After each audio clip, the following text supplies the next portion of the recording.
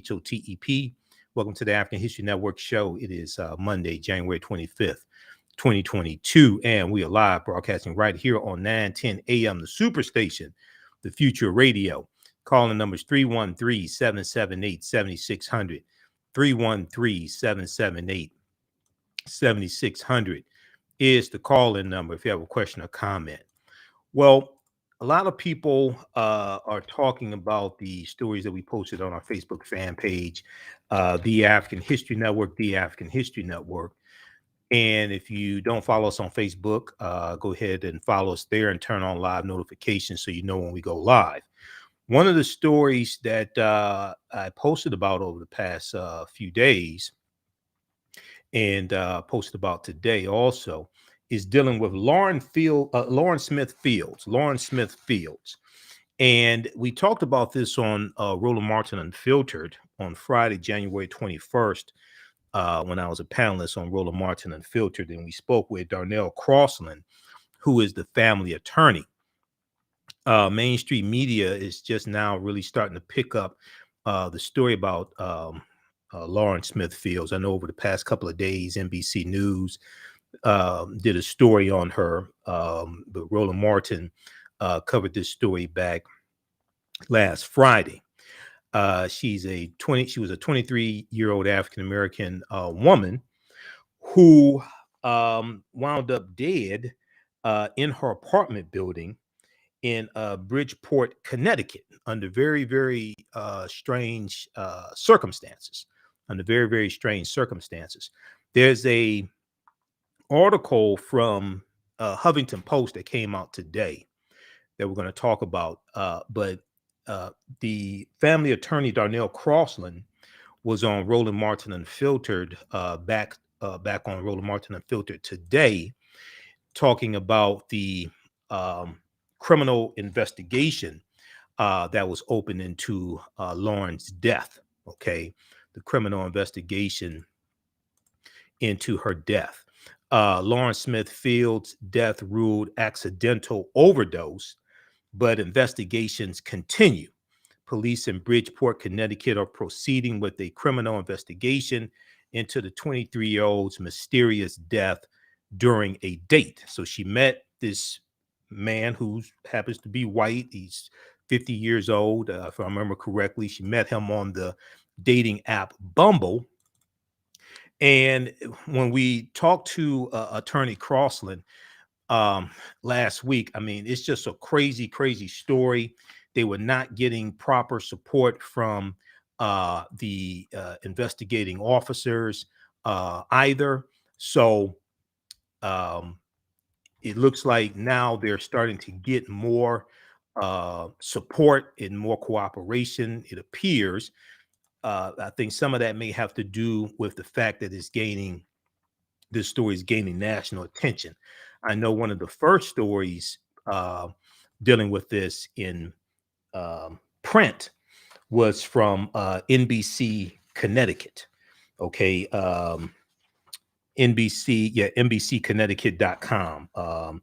They're in the Bridgeport, Connecticut area. So we're going to give an update on this case here of Lauren Smith Fields. Death ruled accidental overdose, but investigations continue. So a criminal investigation has been opened. And I'm going to share an excerpt of the interview that Roland Martin did with attorney Darnell Crossland today. And I'm also going to share an excerpt from Roland Martin Unfiltered from last Friday when I got a chance to speak with attorney Crossland as well, because we do an actual substance on this show. Okay. Now, also, January 25th, 1941, A. Philip Randolph and the March on Washington. A. Philip Randolph called for a march on Washington on January 25th, 1941, against President Roosevelt. And he was demanding desegregation of the Department of Defense jobs. Okay, we're going to talk about that. I talked about it in my online class that I teach from the Civil War to the Civil Rights Movement and Black Power, 1865 to 1968.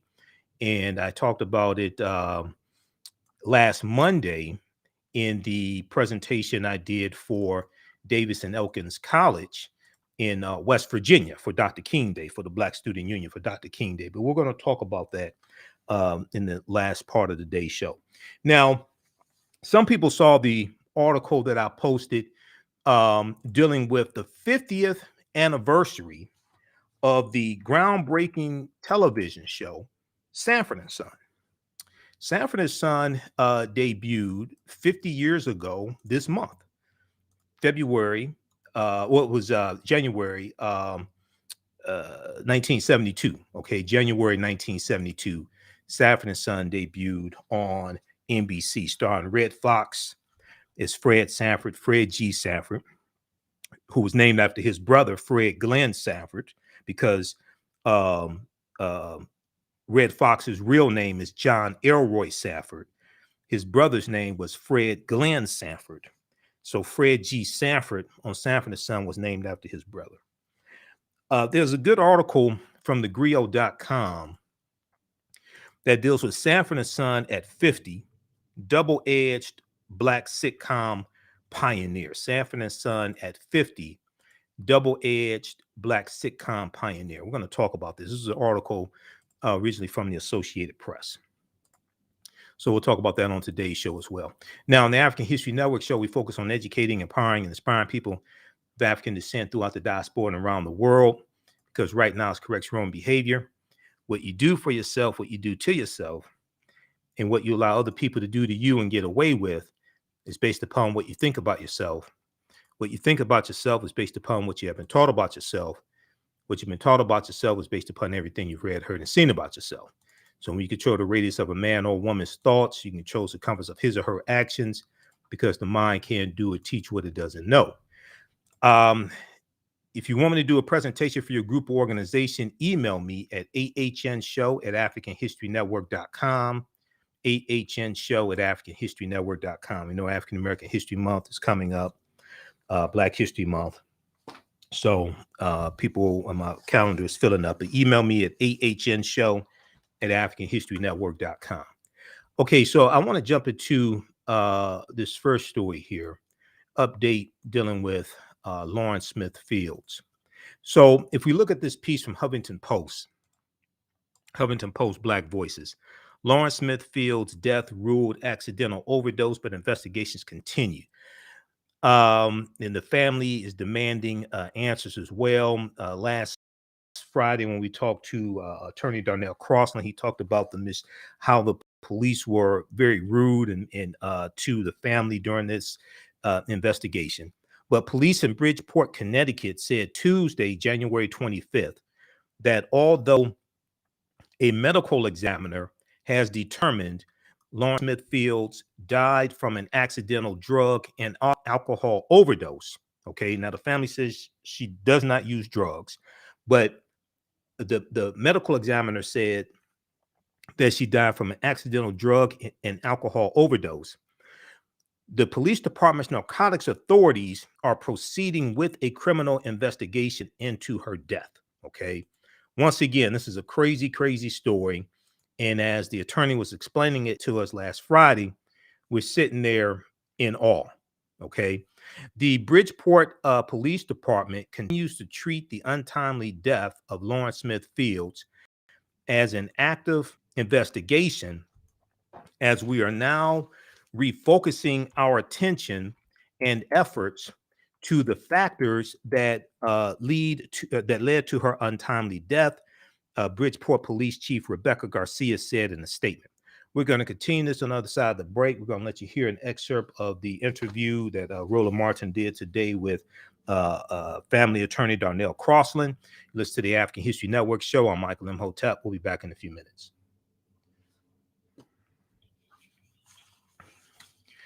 Stand by. Stand by. Back from break in 4 minutes. How's everybody doing? Share this broadcast on your social media platforms. Invite your friends to tune in also. If you like this type of information, you can support the African History Network, $ the AHN Show through Cash App, $ the AHN Show through Cash App. Also through PayPal, paypal.me/TheAHNShow. Okay. Stand by. Bathroom break in 4 minutes. We're on commercial break. You can still register for the online classes I teach on Saturdays and Sundays. Saturdays is from the Civil War to the Civil Rights Movement and Black Power, 1865 to 1968. Sundays is Ancient Kemet, the Moors, and the Ma'afa, understanding the transatlantic slave trade, what they didn't teach you in school. So these are 10-week online classes. We do them live. All the sessions are archived and recorded. You can go back and watch them anytime.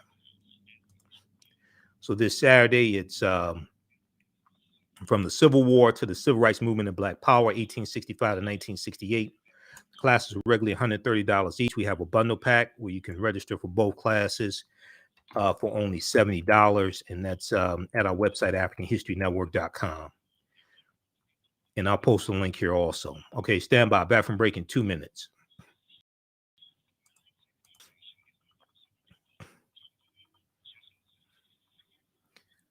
Stand by on commercial break. Follow us on our Facebook fan page, The African History Network, and our YouTube channel, Michael Imhotep, IMHOTEP.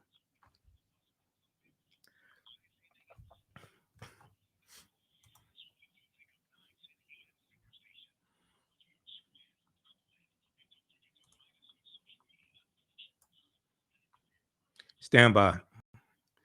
Bathroom break in 1 minute.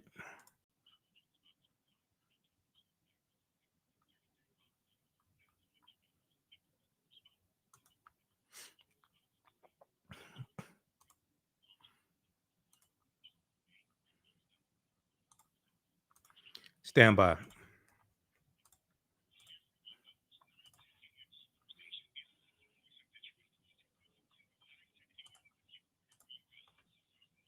Bathroom break in 1 minute.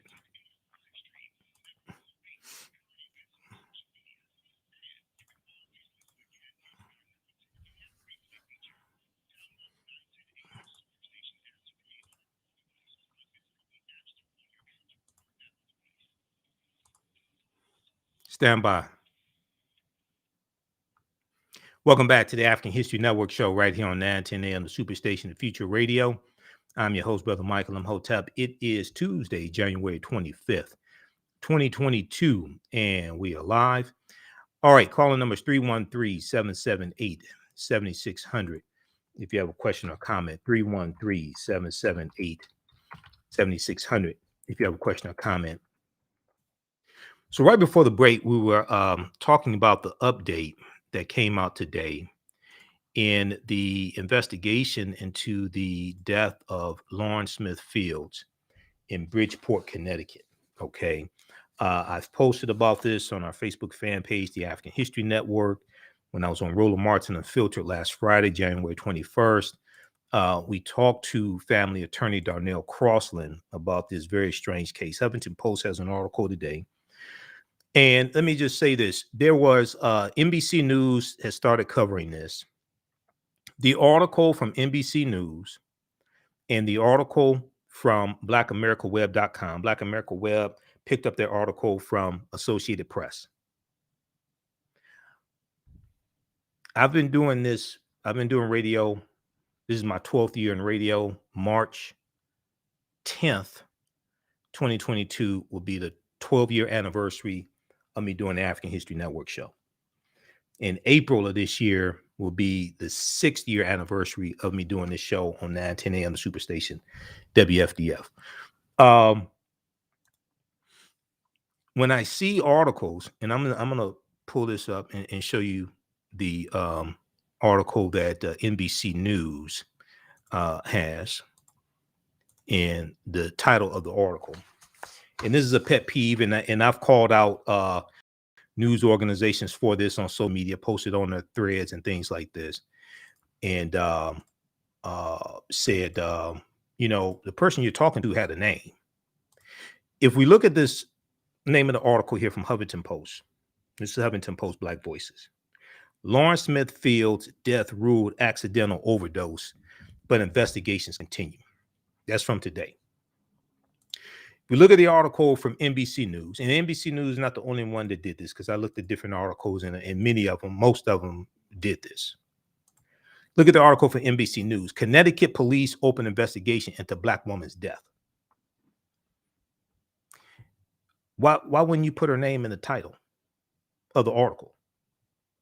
Connecticut police open investigation into Black woman's death. If we look at the article from blackamericaweb.com, and I like blackamericaweb.com, but you could at least change the name of the article that you picked up from the Associated Press. We look at the piece from blackamericaweb.com that they picked up from the Associated Press. Name of that article is Connecticut Black Woman's Death on Date Ruled Accidental. So we look at this one here from blackamericaweb.com that they picked up from the Associated Press. It says it right there, Associated Press. Connecticut Black Woman's Death on Date Ruled Accidental. I think you need a comma in there somewhere, but anyway. So we ain't gonna look at those other two articles. We're gonna look at the one from Huffington Post that actually put her name in the title of the article. Okay. So I'm doing this for a reason, because, you know, they had to fight. It was African-American media and social media that really started talking about this story before real mainstream media started picking it up. Now, NBC Connecticut, which is like local in Connecticut, they're probably one of the first ones that started the story, but now it's starting to go national more now with mainstream media.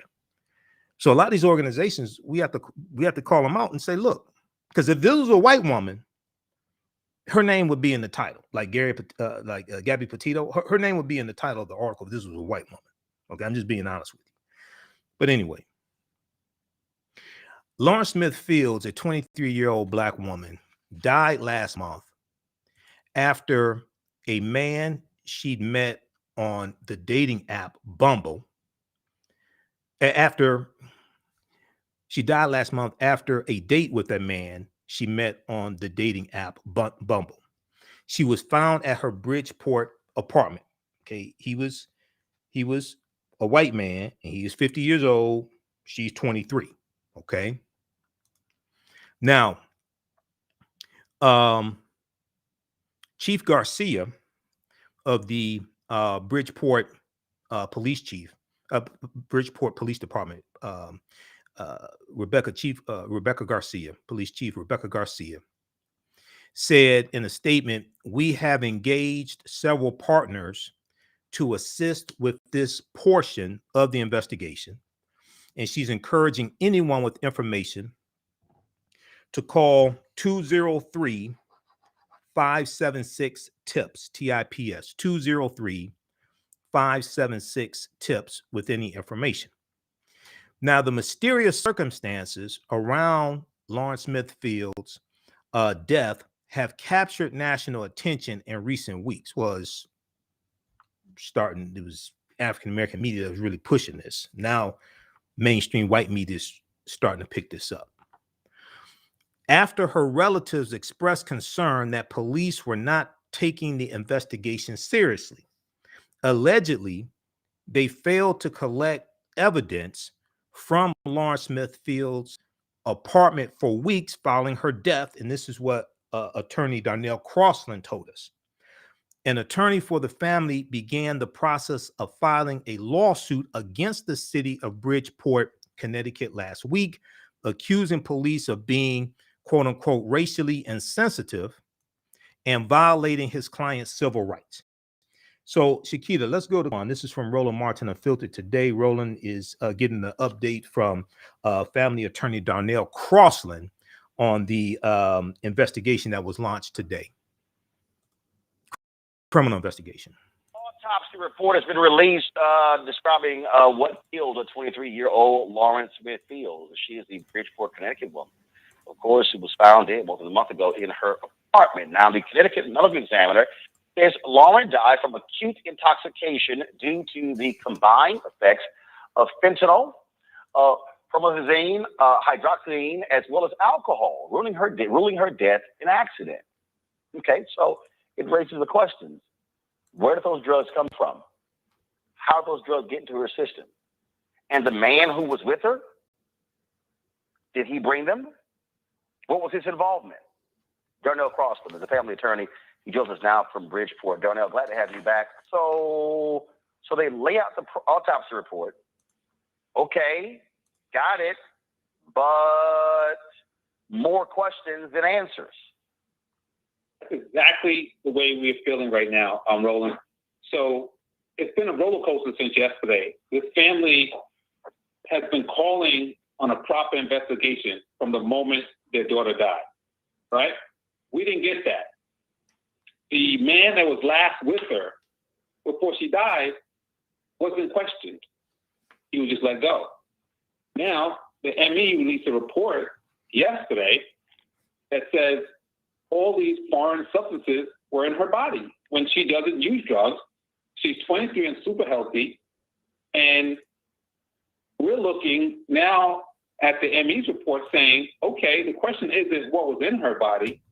How did it get there? That's the question.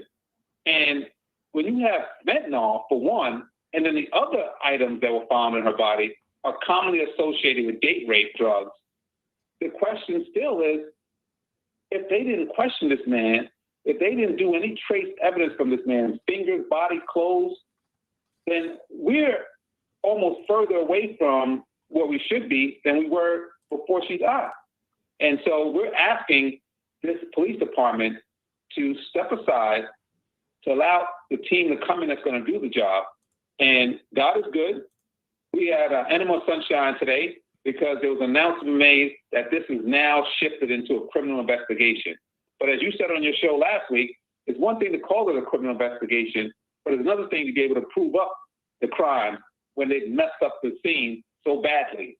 So the question is, how are we successful in this criminal investigation when they botched up the investigation from day one? Okay, so you said some of the drugs found are associated with date rape drugs. Explain that. Yeah, so all the experts that I've been speaking to for the last day or so, 24 hours, have made it clear that some of the stuff like promethazine are often found in drugs that people drop in your drink. These are drugs that you see at clubs and so forth and so on. So when the scene at the time of her death consists of a condom with semen in it, a pill that's laying on the kitchen counter, lube, and then blood on her bed sheet, and they don't look at this man as a person of interest, that gives this man an opportunity to cover his tracks and keep moving. Now, I have to point out this is very important. The medical examiner concluded that this was an accident. And that, to me, in my experience, is another systemic way that Black people are disenfranchised and treated differently. And that's why we can't get the results that we want in terms of justice. I've had the same exact case as this some years ago. The doctor involved was a doctor named Dr. Rubin. He's a plastic surgeon out of Greenwich. He's flying in from Nantucket on his private jet. He calls my client, who's a minority, and says, hey, let's party. He has cocaine. My client has heroin. They both party. The doctor ends up dying, foaming at the mouth. Okay, we're going to pick this up on the other side of the break. That was attorney Darnell Crossland. Roland Martin on Roland Martin Unfiltered today spoke with him again about about an update in the investigation into the death of Lawrence Smith Fields. The medical examiner ruled that her death was an accidental drug and alcohol overdose, which causes more questions to be asked. We're going to continue this on the other side of the break, and I'll let you hear the question that I asked Attorney Darnell Crossland last Friday when I got a chance to talk to him. You listen to the African History Network show. I'm Michael Imhotep, 9:10 a.m. Superstation and Future Radio. We'll be back in a few minutes.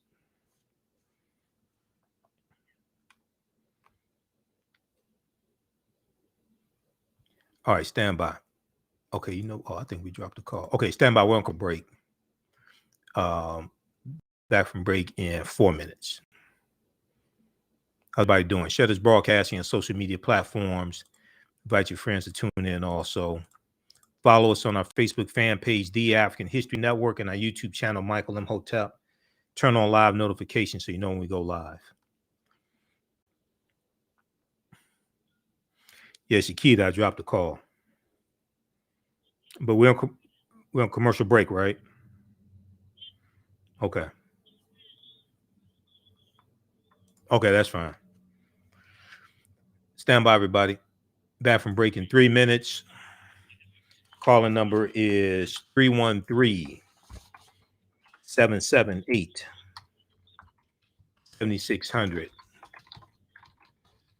Have a question or comment? Stand by. What's everybody doing? Jolyn, Shirley, Shago. How you doing, Shago? I talked to Shago yesterday. Shago, Anita. Okay, Robert. Okay, who still needs to register for the online classes I teach on Saturdays and Sundays? Sundays is Ancient Kemet, the Moors, and the Ma'afa. Understand the transatlantic slave trade, what they didn't teach you in school. We deal with thousands of years of history and what led up to the transatlantic slave trade taking place. And then on Saturdays, it's from the Civil War to the Civil Rights Movement and Black Power, 1865 to 1968. These are 10-week online courses. And I do a PowerPoint presentation. We do book reference. We have book references, articles, video clips. We do the sessions live. All the sessions are archived and recorded. You can go back and watch them anytime, even after the class is over with. You still have access to the full class. You can still watch it. Classes are regularly $130 each. We have a special bundle pack for a few more days. You can register for both classes for only $70 at AfricanHistoryNetwork.com. Politics, education, economic empowerment, entrepreneurship, relationships, love, sex, health issues, and much, much more. Unfortunately, many people confuse what racism means. Racism is a power structure. It was laws and policies that put us in this predicament. It's going to be laws and policies that take us down. So when you control the radius of a man or woman's thoughts, you can control the compass of his or her actions, because the mind can't do or teach what it doesn't know. We have it all on 910 AM Superstation. 910, the Superstation, Detroit's only African-American talk radio. Welcome back to the African History Network show right here on 910 AM, the Superstation, the Future Radio. I'm your host, Brother Michael Imhotep. Welcome back to the African History Network show right here on 910 AM, the Superstation, the Future Radio. I'm your host, Brother Michael Imhotep. It is Tuesday, January 25th, 2022, and we are live. Calling numbers 313-778-7600. 313-778-7600 is the call-in number if you have a question or comment. Okay, so we'll go to the phone lines in just a minute here. Hold the line, Anita.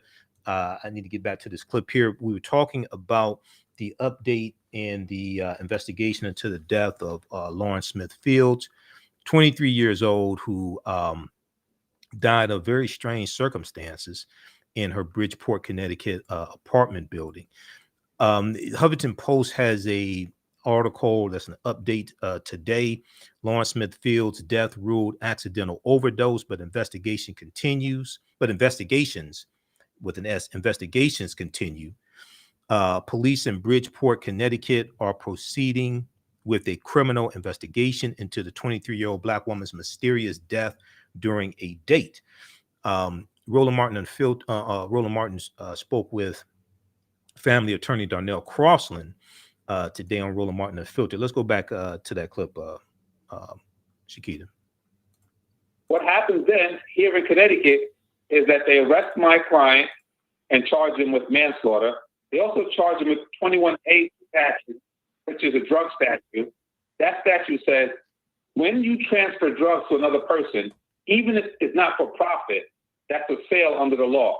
So they charged my client with a 15-year felony for a sale charge because he gave the drugs to Dr. Rubin. And they charged him with manslaughter because he died. In this case with Lawrence Smith Fields, if this gentleman brought those drugs to the scene, then that's a transfer and that's a sale. If she died as a result of that, that's manslaughter. But here's the thing. the medical examiner in the case where the white guy dies and there's a minority that's with him, they put in the medical examiner's report death by toxicity, which meant, when I called up there, it meant just the mixing of the two drugs. In Lauren's case, instead of putting death by toxicity, they want to give this guy yet another damn way out, and they put death by accident. And I'm totally upset with that, and excuse me if I'm passionate about it, but enough is enough already. These little systemic ways where they treat us differently and they give themselves a pass has to stop. So we're happy that they're now making this a criminal investigation, but there's so much more work to be done. And we have way more questions today than we had yesterday. You made the point about a pill being found on the table and then a used condom with semen in it. Those two items were not, just want to make sure, they were not found, nor were they recovered by the police. That was when the family was allowed into the apartment, correct? That's correct. So that particular pill, have y'all had that pill tested? That's the question that a conversation I had with the mayor. So the mayor called my cell phone yesterday. He's always had my number. The mayor called my cell phone yesterday. I was in court, and I got out of court. I reviewed a couple of things that was before me in terms of the ME's finding. Today, the mayor's office and myself, we had a long conversation on the phone, and I told him the police department collected a sheet with blood in it. They collected a pill, a condom with semen in it, and lube. And they collected it 2 weeks after she died, only because we gave it to them. We said, hey, come and take this stuff. So the police actually did not collect it when they discovered her body. So those items were in that apartment for 2 weeks. You and the family go into the apartment, y'all collect that, and you then turn that over to the police. What we did, we took pictures of it. We didn't touch anything. We preserved it. We called them in and told them, look what's here. And then they collected it themselves and had the nerves then to say to the family, anything else we should take? And when that happened, I'm so enraged because they're the professionals. They should have, from the day one, quarantined the area, and they should know what they're looking for. Now that we find out that fentanyl was in her body, we know that a couple weeks ago at a white school, some kids died of fentanyl. And when the authorities arrived, they treated the entire school as a hazmat area. They told the teachers, lock in your room and don't come out, even though the fentanyl was in some isolated area. The reason why is because fentanyl was so dangerous and it can get in the air. You think the police would have came to Lauren Smithfield's home when she was reported dead, checked her eyes, her pupils, and try to determine whether in fact it was a drug overdose at that point?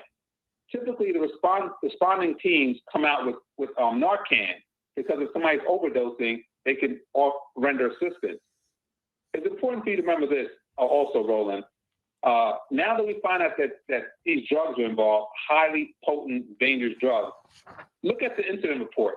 This gentleman, Matthew LaFontaine, reports that Lauren looked sick and got sick, but he kept drinking with her. Then he says he lifted her up and carried her to her room. Now, Lauren is not that type that needs to be carried. She doesn't use drugs like that. So whatever went on that night, around 12 o'clock or so, he had to carry her to her room, put her in the bed. And then he claims around 3 o'clock, she looked like she was sleeping. And at some point during that time, she started bleeding from her nose. My suspicion is that she was under distress from the time he had to carry her to her room. So in Connecticut, if you cause somebody to be in peril, you have a duty to render assistance. I think that she was dying from the time he carried her in her room, and she started bleeding out. Her blood vessels were bursting. This woman exploded. And based on the experts that I've been speaking to for the last 2 days, they explain how fentanyl causes this explosion inside you.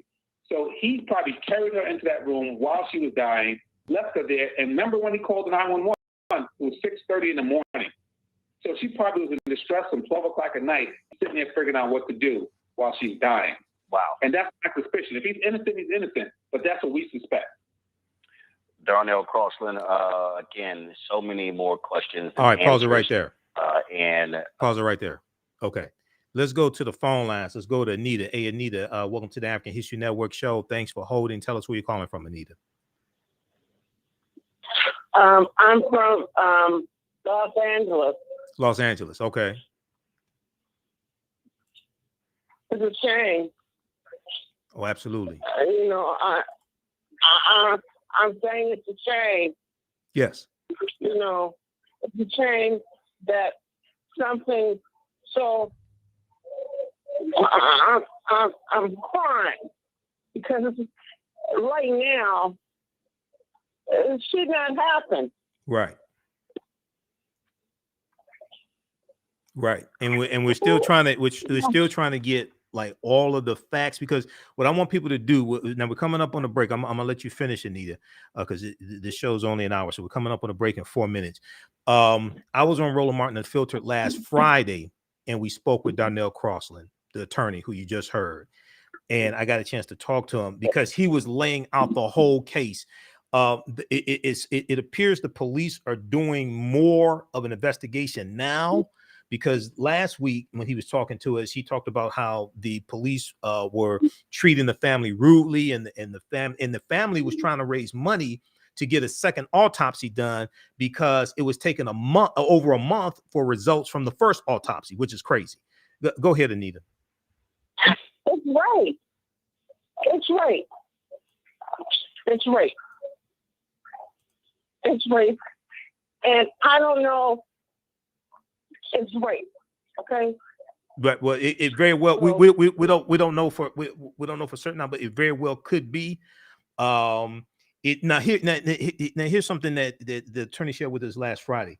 So the suspect said, well, the person. This is what happened. The man that she met, apparently they met at her apartment. He said he's the one that called the police. He said that they didn't use drugs and they did not have sex. He said they laid in the bed and went to sleep. They kept their clothes on. Okay. Okay. Now well, just 1 second. He wakes up. She's unresponsive. He calls the police. The police get there.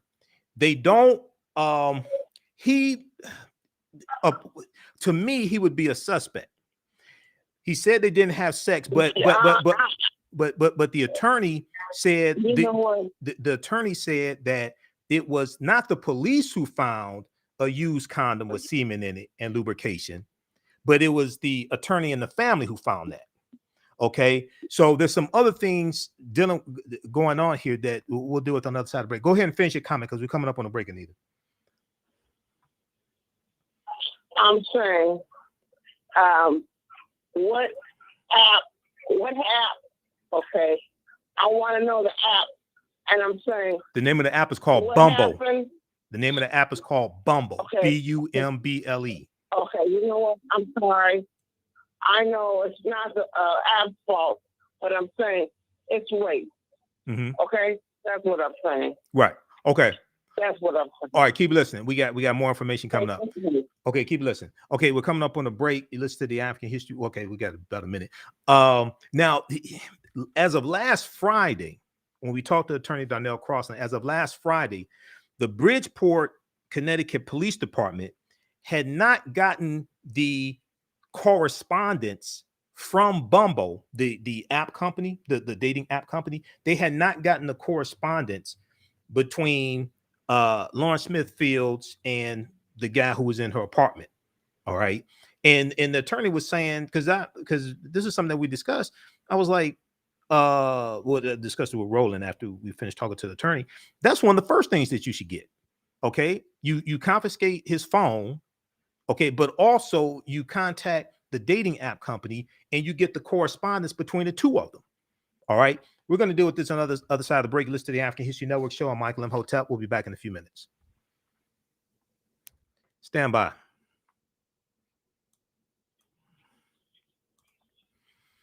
How's everybody doing? Share this broadcast here on social media platforms. Invite your friends to tune in also. Back from break in 4 minutes.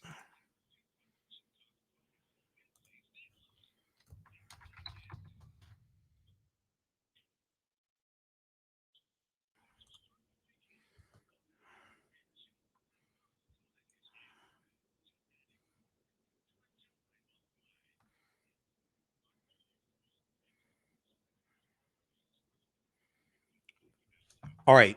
If you like this type of information, also you can support the African History Network, $ the AHN Show through Cash App, $ the AHN Show through Cash App. Also through PayPal, paypal.me/the AHN Show, paypal.me/the AHN Show. This is our official Cash App account. $ the AHN Show, SHOW. So when you go to it, it says Michael and shows my picture there. These other ones here are fake African History Network Cash App accounts. All right. So this helps us keep doing the research, stay on the air, keep broadcasting, pay some of the bills, etc. Stand by. Back from break in 2 minutes. We'll post the information here also. If you want me to do now I'm going to post the information here. You can register for the online classes I teach on Saturdays and Sundays, online history classes. If you want me to do a presentation for your group or organization, email me at ahnshow@africanhistorynetwork.com, ahnshow@africanhistorynetwork.com. And we can set up, I could do a virtual presentation. We can do an in-person presentation. I could do it in state, out of state. We'll make it happen. Stand by. Back from break in 1 minute.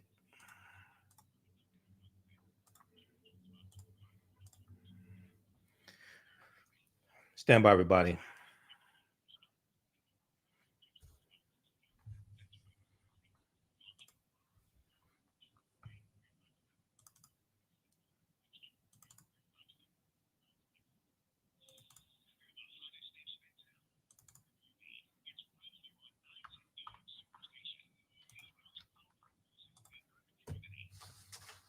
Welcome back to the African History Network show right here on 910 AM, the Superstation of Future Radio.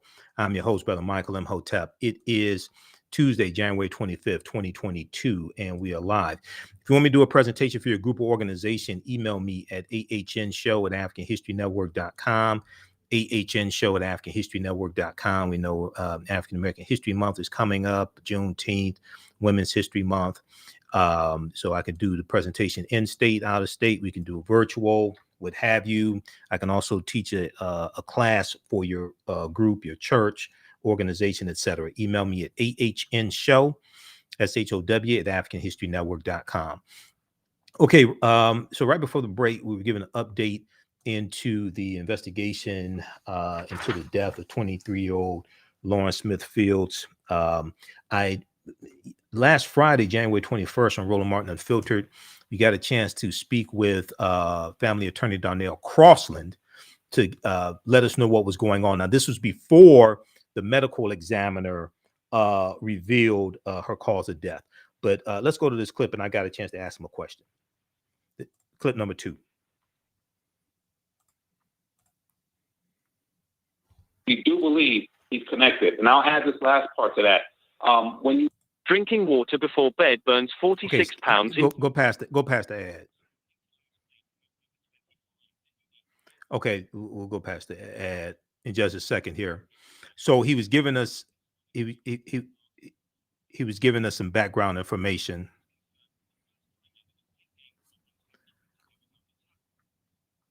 All right, are we still connected?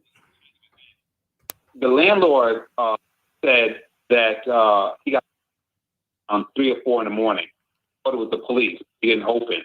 And we believe that was the responding detective, Conan. And then he left the scene.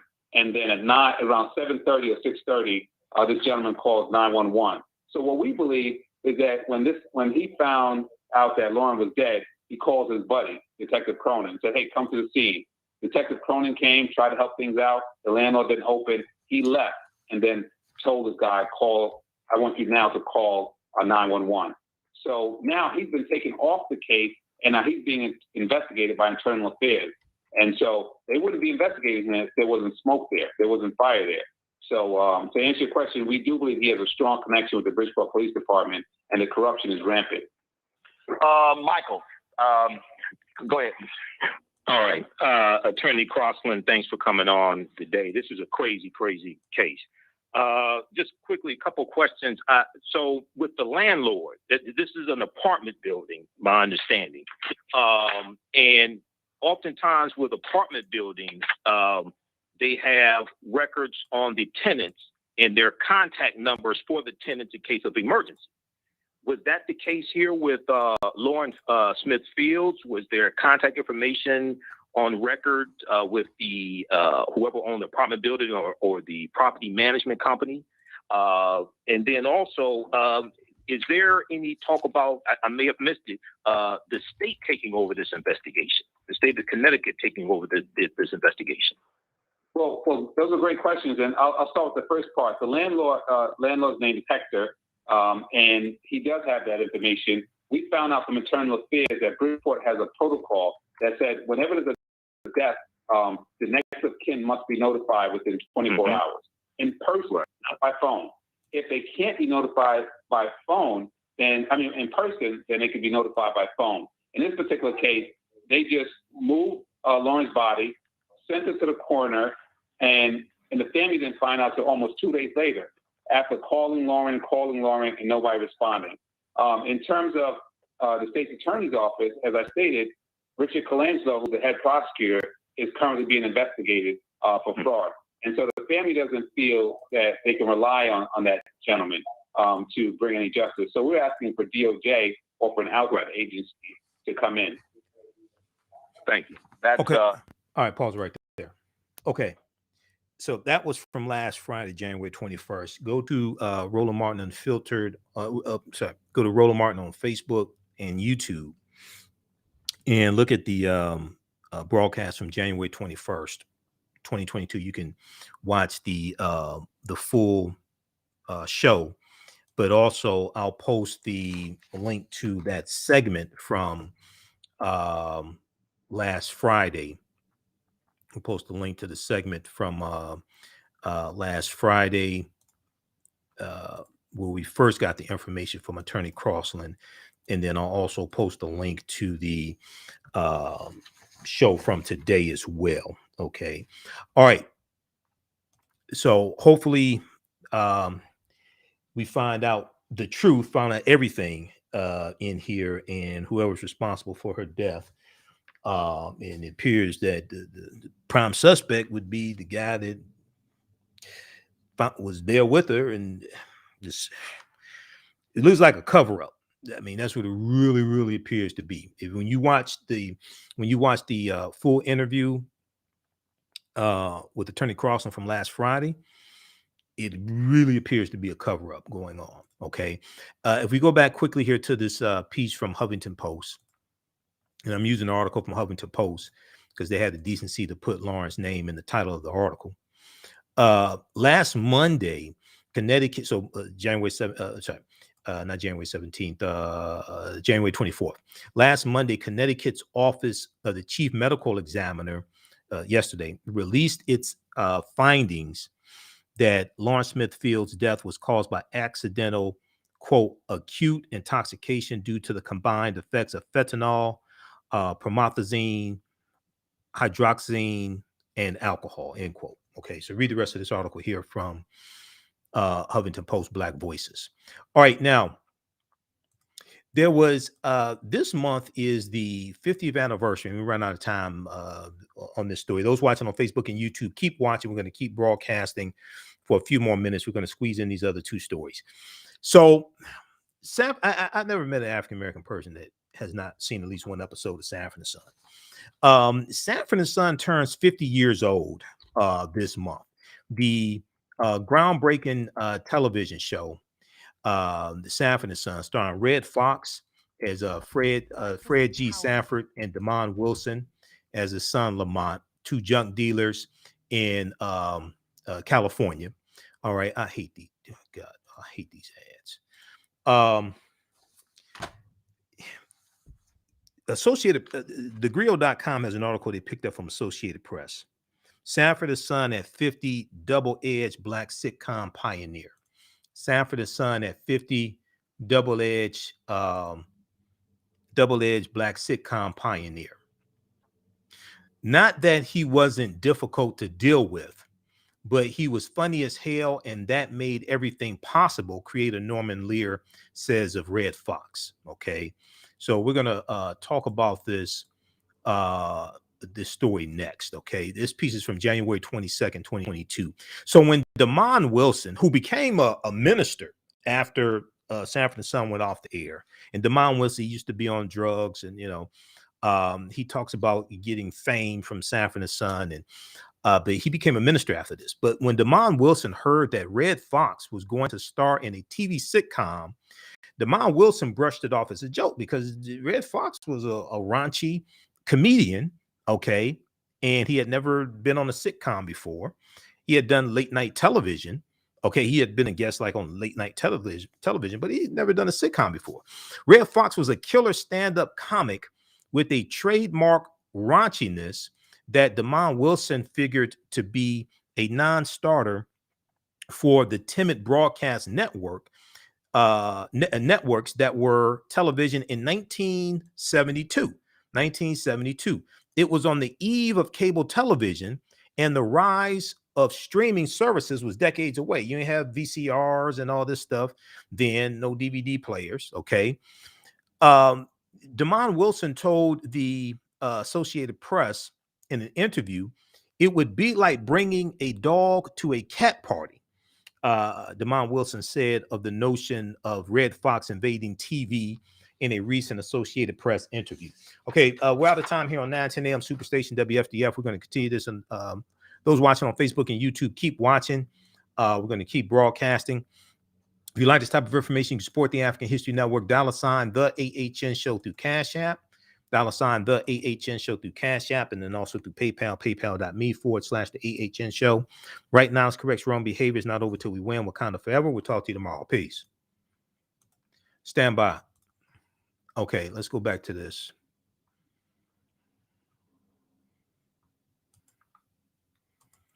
Okay, stand by. All right. So, but Red Fox cleaned up his act for the small screen in Sanford Son, with Damon Wilson co-starring as Red Fox's beleaguered adult son, debuted 50 years ago this month on NBC. An instant rating smash. It opened the door for other African-American family shows to move into virtually all-white TV neighborhoods, okay? Because we know Good Times is going to come. I think the Good Times, I think, comes after Sanford Son. The Jeffersons are going to come after Sanford Son. The Jeffersons and Good Times are both going to be spinoffs from All in the Family, okay? And you're going to, from the Jeffersons, seeing George and Wheezy in a deluxe apartment in the sky, the Jeffersons are really going to pave the way for the Cosby Show, even though a lot of people said, oh, the Cosby Show is unrealistic. I mean, like, you don't think a doctor can marry a lawyer. Like, you don't think African-American doctors and lawyers exist, or professionals or something like that. But anyway, so we see that Sanford Son is going to pave the way for a lot of these shows. Now, Sanford Son had his critics. The NAACP came down on them, using the N-word and things like this, and came down on some of the images that they portrayed, showing, them wearing raggedy clothing and wearing raggedy clothing and things like this. But one thing it did do is it showed them as business owners. Okay. It showed them as business owners. And as I've talked about in some of my presentations in the past, in my degrees in business administration, these teach entrepreneurship. As I've talked about in some of my presentations previously, I think it's about 122 episodes of Sanford Son. I have all 6 seasons on DVD.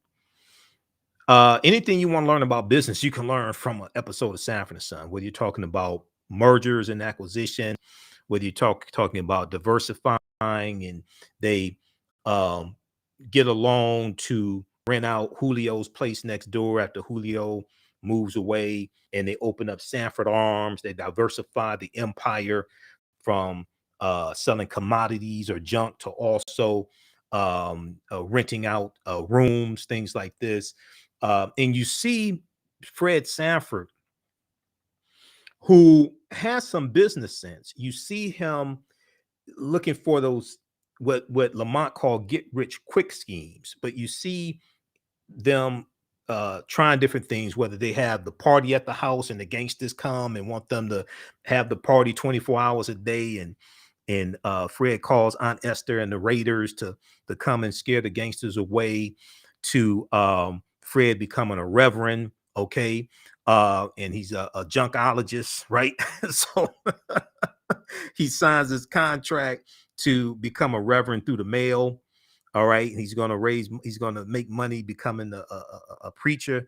So the different things that he did. He had with Achu, the next door neighbor who was Japanese. They opened up a Japanese restaurant right in Fred's home, and Achu was in the kitchen. Pat Morita played Achu. So you see these different business ventures that they engage, especially Fred, engage in, whether it's trying to hit the numbers or what have you, because he had a dream. Okay. But they hit it big with Sanford Arms. Okay. And this is a testament to being tenacious. And they're able to bring in another stream of income with the Sanford Arms.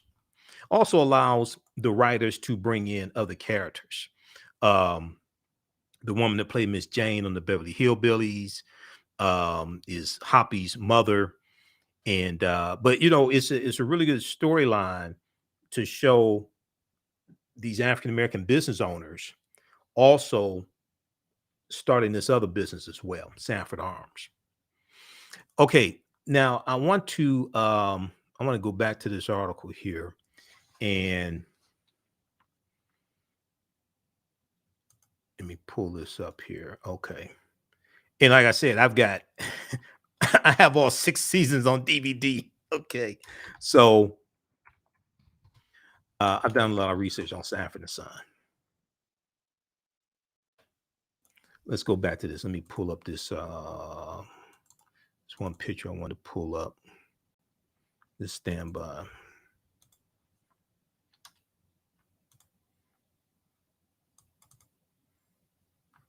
All right, here we go. And then Richard Pryor, and in the first season, I think it was the first season, Richard Pryor and also Paul Mooney, they were writers on 2 or 3 episodes of Sanford Son as well. We know the theme song was written by Quincy Jones. Okay, Quincy Jones did the theme song. So if we go back to this article here from Associated Press and the Griot, Sanford Son was an instant rating smash. It opened the door for African-American shows to move into the virtually all-white TV neighborhood. Now, Norman Lear, who had roiled network waters the year before with the topically driven CBS sitcom All in the Family, said that serendipity led to Sanford Son. Norman Lear and Bud Yorkin, his producing partner, were in Las Vegas when they caught a lounge act featuring Red Fox. Norman Lear said that we met with him and came back to LA Sky High. We met with him and came back to LA Sky High about creating a Red Fox centered sitcom. Norman Lear said in an email exchange. And let me adjust this here.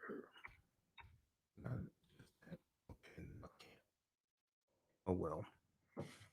Norman Lear said in an email exchange, miraculously, several days later, a British agent named Burl Virtue came to us with the idea of making an American version of a big hit in Great Britain entitled Steptoe and Son. So Steptoe and Son was a British sitcom, And Sanford Son is an adaptation of Steptoe and Son. Is an American adaptation of Steptoe and Son. When you watch the credits of Sanford Son, it tells you that it's based upon Steptoe and Son. Now, Norman Lear said that it was an instant marriage, and one he says Red Fox did not resist. Norman Lear said that Red Fox, and we know Red Fox died in 1991 at age 68. And Red Fox skipped part of one season amid a contract dispute with the producers. Now, Norman Lear said that, quote, not that he wasn't difficult to deal with, but he was funny as hell, and that made everything possible, end quote. Now, Sanford & Son aired from 1972 to 1977, and it revolved around Fred G. Sanford, okay? And he's named after his brother, Fred Glenn Sanford, because once again, Red Fox's real name is John Elroy Sanford. It revolved around a widower, Fred G. Sanford, an irascible junk dealer in the Watts area of Los Angeles, California. They lived at 9114 South Central. That was their address. 9114 South Central. It's not in the article. I just know that because I'm a fan of the show. They lived at 9114 South Central in Watts in Los Angeles. An area of Los Angeles, I should say. So we know that he referred to Lamont as "you big dummy," and this was his catchphrase. And "I'm coming to join you, honey." When he couldn't get his way, he'd have these fake heart attacks. They had different character traits, like the drawer full of glasses, eyeglasses that Red Fox had, different things like this, and his love of monster movies and Godzilla and Gork, etc. Now, all episodes of Sanford & Son are on Amazon Prime Video, which licensed the series from streaming from Sony Pictures Television. Now, also on Amazon Prime, they have the TV series called Sanford that aired about 1980, and it was on for 2 seasons, apparently. Sanford aired after Sanford & Son ended, and it aired after Red Fox had the Red Fox variety show on ABC, okay? Because I've talked about this before. Sanford & Son ends because Eric said, "I want my daddy's records." Yeah, that was Blind Mellow Jelly Son Potbelly. Okay. That was Bubba pretend to be Blind Mellow Jelly Son Potbelly to get this archive of Blind Mellow Jelly records that Fred donated to a college or something like that, a library. He wanted to get his records back, okay? And also the episode where they have the singing group, the 3 Degrees. We want the 3 Degrees. We want the 3 Degrees. That was a real singing group, the 3 Degrees. I remember years ago, I saw their cassette tape for 99 cents. It was in like the 99-cent container at a record store. It was like Harmony House record store. This is back in the day, okay? But there was a real singing group, the 3 Degrees. So ABC wanted to lure Red Fox away from NBC, and they wanted to kill Sanford & Son because Sanford & Son was a ratings powerhouse.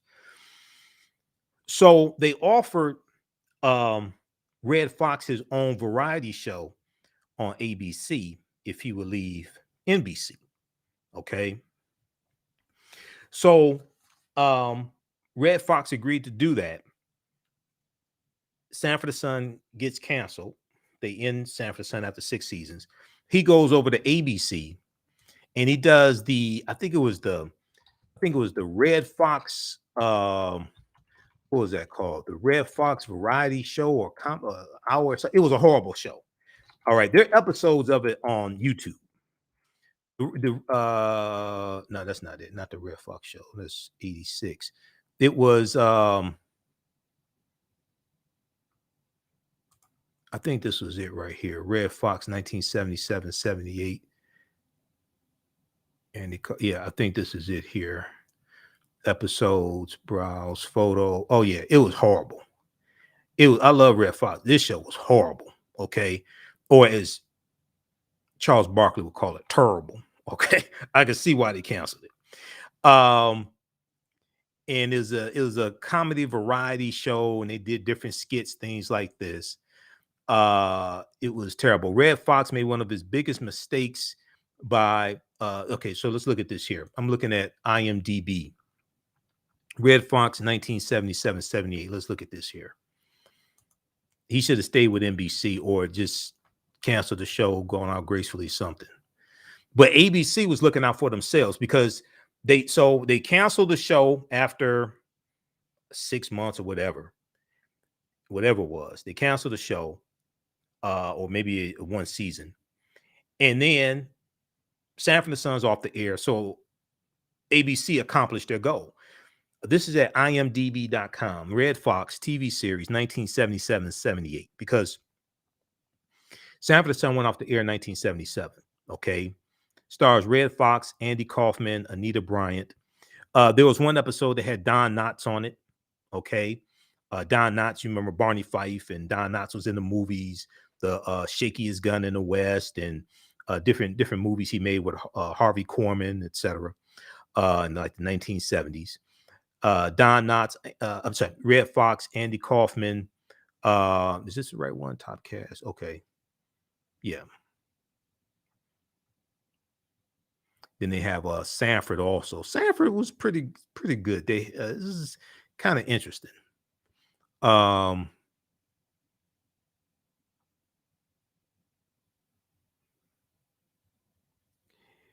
Let's see. Okay, user reviews. Red Fox made one of the biggest mistakes that you can possibly imagine when he quit Sanford Son after only 72 to 77. He had this series in Sanford that were quickly canceled. I just cannot understand how in the world he could have walked away from a series that made him so rich and so successful. So what happens is he walks away from Sanford Son because the character of Red Fox had really gotten larger than the character of Fred Sanford had really gotten larger than Red Fox. Okay. And this was something that if you watch on TV One on Unsung, they did an Unsung, I think it was Unsung Hollywood episode on Red Fox. And this is something that Flip Wilson talked about as well. Flip Wilson said that he didn't want, I'm paraphrasing, he did not want Geraldine, the character Geraldine. What you see is what you get. Geraldine is funny as hell. Okay. I'm just Geraldine on Flip Wilson. Geraldine was funny as hell. But he didn't want Geraldine to get bigger than Flip Wilson. And the character of Fred Sanford got bigger than Red Fox. So Red Fox wanted because one of the things that he did on the Red Fox show, the variety show, is that he would do monologues and he would come out as Red Fox himself and do monologues, things like this, tell jokes, talk about who's going to be on the show, etc. And that's something he couldn't do on Sanford Son. So, but there's another school of thought that says if it ain't broke, don't fix it. And there were other shows after Sanford Son goes off the air that tried to recapture other version of Sanford Son. Sanford Arms was one of them, things like this. They tried to recapture the magic of Sanford Son. None of them could do it. None of them could do it. There was one Sanford Arms, and I think it had Theodore Wilson, who was Sweet Daddy from Good Times and all this. No, none of it worked. Closest thing to it was Sanford. Okay. That's on Amazon Prime. All right. Now,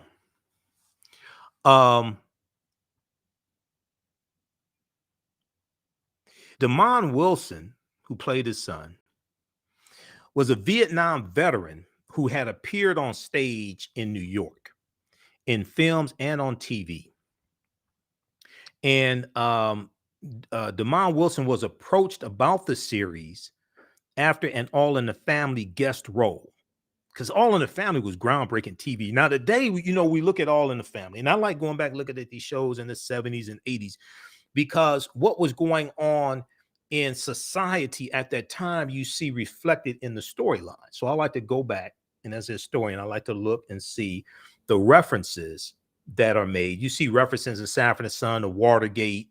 You see references to the women's liberation movement. You see Grady, played by Whitman Mayo, and Grady talking about women burning their bras and different things like this. So these different societal issues and trends you see reflected in these different TV shows. If you look at Maude, okay, Maude, starring B. Arthur, who goes on to be on Golden Girls.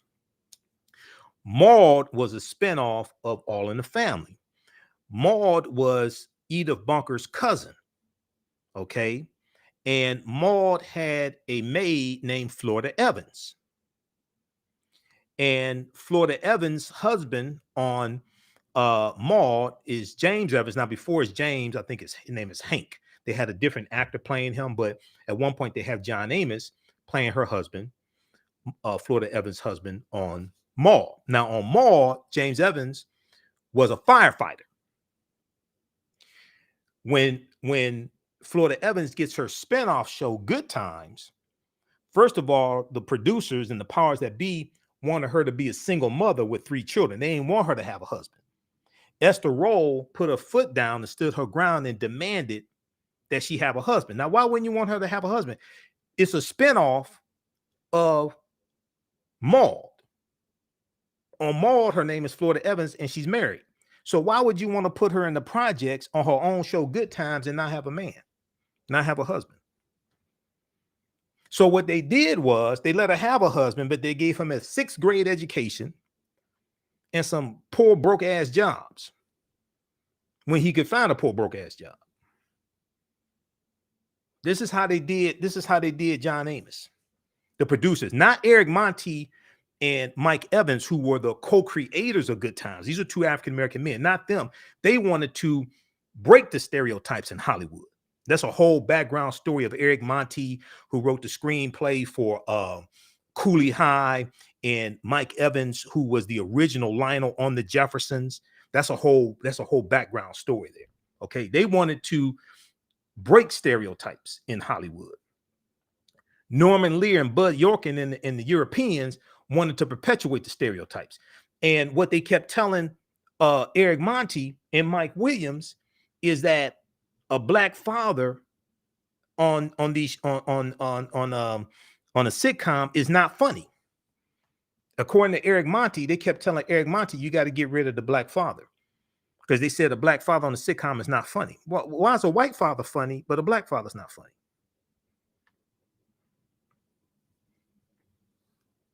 Yeah, Henry Evans. Hank Henry. Yeah, Henry Evans. And Henry Evans was James Evans' father on Good Times, his long lost father. Why does father have to be long lost? Why did James Evans' father have to abandon the family? Why did they have to do that? They didn't have to do that. But anyway, this is seeing ourselves through the prism of white supremacy. They didn't have to do that. So you give him now notice what they did with James Evans. Now, Florida Evans had a 10th grade education. James Evans, the strong, masculine black father, has a 6th grade education.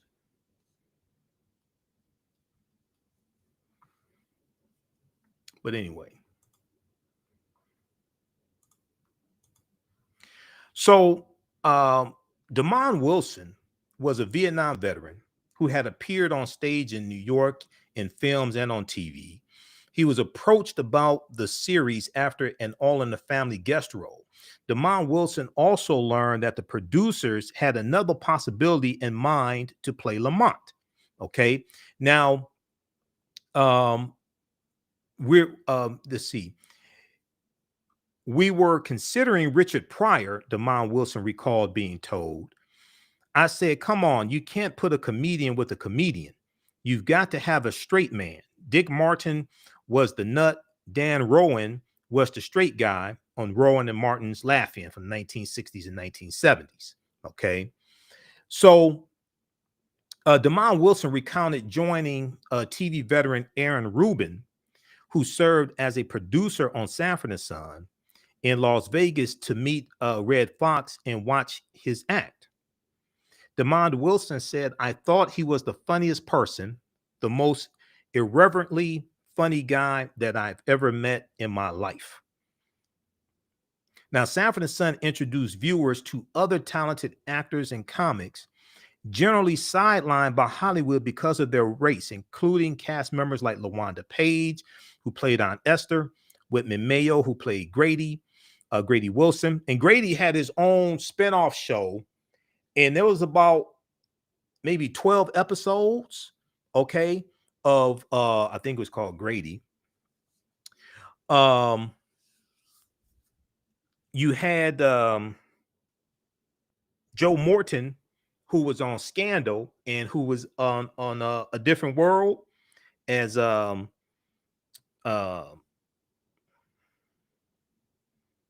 Douglas on A Different World, who's going to marry Whitley. He was Grady Wilson's son-in-law on Grady. And there's an episode of Sanford Son that's the like the pilot spinoff show where they show Grady going to visit his daughter, okay, and Haywood Nelson, who was Dwayne on What's Happening. Haywood Nelson was Grady's nephew, okay, on the show Grady. So they have on YouTube, if you search for the show, I think it's called Grady, they have about 12 episodes. They have about 12 episodes of it on YouTube, because I went through and watched all of it. It was pretty interesting. Okay, it was pretty interesting. Now, so you had Don Bexley as Bubba Bexley, Lynn Hamilton, who was fine, Lynn Hamilton as Donna Evans, okay, and Lynn Hamilton, before she was Donna Evans, I'm sorry,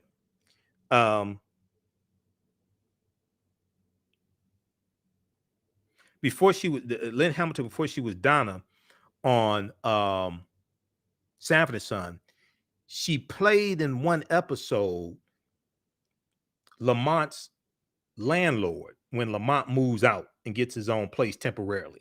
Okay. So these are some of the cast members, the regulars. And now in the article, they forgot Nathaniel Taylor as Rollo. How the hell you gonna forget Rita Lawson's boy Rollo? See, this is white people that wrote this article. Okay. Okay, first of all, you can't talk about Sanford Son, okay, and not talk about Rollo. Okay, Rita Lawson's boy Rollo. All right. They didn't even mention him. All right, so and let me see something here. Donna Harris. I mean, not Donna Evans, Donna Harris. Okay, Donna Harris. Yeah, this article is like, see, some of these publications, man, you got to call them out. Let me see who wrote this. You ain't mentioned Rita Lawson's boy Rollo. Okay. Okay, whoever wrote this obviously whoever wrote this obviously did not watch the show. Let me see who wrote this. Okay, they need, because it's written by the Associated Press, picked up by thegrio.com, and they ain't even put their name on it. All right, whatever. Because it just says Associated Press. They ain't put it. It's probably somebody white, maybe an intern. Obviously, they didn't watch Sanford Son. Okay. It just says Associated Press, no byline, just says Associated Press. Obviously, whoever wrote this, okay, is not a fan, because you would have mentioned Rita Lawson's boy Rollo. Okay. All right. So, and then you didn't even mention Uncle Woodrow. Raymond Allen as Woodrow Wilson. Uncle Woodrow. How dare you? That's blasphemy right there. They mentioned, wait a second. Okay, see, there's a difference between white-owned media and black-owned media. Okay. When you have a subject matter expert like myself, see, there's a difference. Okay. There's a difference between somebody, the editor gives them a topic, say, go write a story about this. There's a difference when you got somebody that doesn't know the material and you have somebody who's a subject matter expert like myself. Okay. They mentioned I chew. Yeah, see, they mentioned I chew Pat Morita. That's cool. But you don't mention Raymond Allen as Uncle Woodrow. They had Slappy White in the first season, Slappy White. It's like, come on, man. But anyway, let's continue. Slappy White, who worked the comedy circuit with Red Fox, appeared occasionally on the series, as did Pat Morita of the Future Karate Kid. Pat Morita's in later seasons of it. Slappy White's in the first season. This is somebody, whoever wrote this, they come on, man. At least what you should have done is you should have watched all 122 episodes of Sanford Son to become like a subject matter expert, right? While Sanford Son regularly delivered such racial barbs, it rarely delved into racism, other third world issues. Who the hell wrote this bullshit? That's not true. Wait a second. Hold on. I don't want no. Man, get the hell out of here with this. I'm gonna start reading this book. No, that's not true. They did deal with racism. I don't want no Puerto Ricans in this house. I don't want no Puerto Ricans in my house. And then the episode where Lamont is inside choking the white woman to death, and they're rehearsing Othello. I'm gonna send it. Look, see, this is what happens when white people see. We have to see ourselves oftentimes through the prism of white supremacy, or people who are just ignorant. They may not mean harm, but they're ignorant on the subject matter. While Sanford and Son regularly delivered racial barbs, it rarely delved into racism or other third rail issues, politics, and abortion among them. That were central to All in the Family and its spinoffs. All in the Family may have dealt with it more so, but they dealt with those issues. Hold on. The episode where Lamont goes to traffic court and Fred said, look at all these N-words in here. It's enough N-words in here to make a Tarzan movie. The episode where Janae Dubois comes with her daughter, Walona Woods. Walona Woods, she comes with her daughter. She and Fred used to date back in the day. She wants to convince Fred that this is really his daughter. They get there. The daughter says, Mom, you better get that headlight fixed.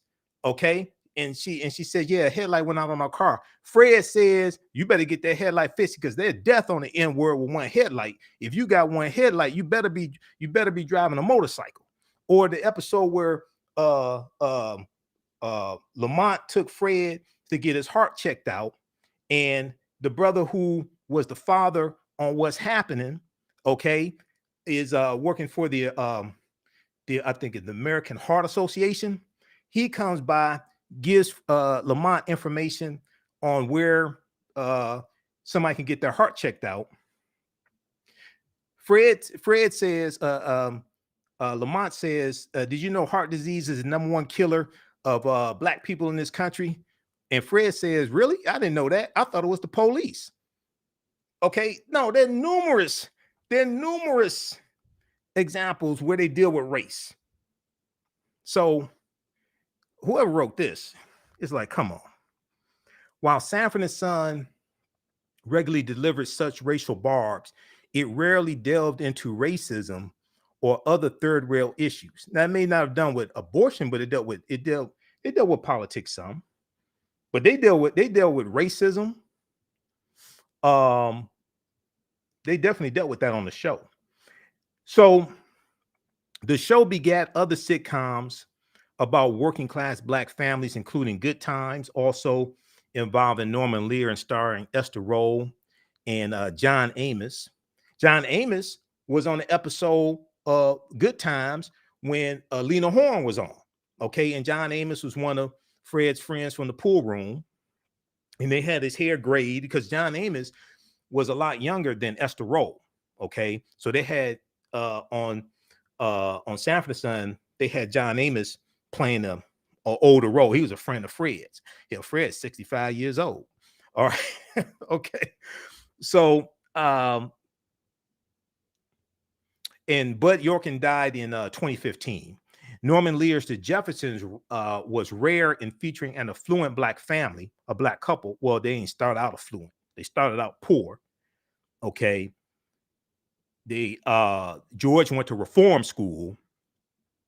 Neither one of them went to college, but they were able to move into a deluxe apartment in the sky because of Jefferson Cleaners. Okay. George owns Jefferson Cleaners. He grows to 7 locations, one near you. And so they became affluent, but they started out poor. All right. Now, but notice they had to give George a criminal background. Okay. It couldn't be, you couldn't just be poor. See, George couldn't just grown up poor. He had to be poor and a criminal because George went to reform school. And you had Zara Cully, who played Mother Jefferson. Okay, veteran actress Zara Cully. And you look at pictures of Zara Cully back in the day, Zara Cully was fine. Zara Cully died in 1978, Mother Jefferson. But she was born in 1892. Zara Cully was born 3 years before Frederick Douglass died. Zara Cully, who played Mother Jefferson. Now, this is a picture of her back in the day. You wouldn't even recognize it because we're so used to seeing her as Mother Jefferson. Okay, that's in the twilight of her life. Now, this is Zara Cully. Okay, this is an older picture of her. She doesn't even, if you just saw this picture, you wouldn't recognize as Mother Jefferson. This is her back in the day. Okay. But Zara Cully was born in 1892, which was 3 years before Frederick Douglass died. Frederick Douglass dies in 1895. He was born 27 years after the Civil War ended and 27 years after chattel slavery ended in 1865. This is Zara Cully. So when you watch The Jeffersons and you see Mother Jefferson, dude, you're watching living history right there. Mother Jefferson connects you to all of that. Zara Cully connects you to a previous generation. Dr. W.B. Du Bois, Frederick Douglass, Booker T. Washington. Harriet Tubman then died in 1913. And I'm sorry, 1913. Harriet Tubman dies in 1913. Booker T. Washington, former slave, dies in 1915.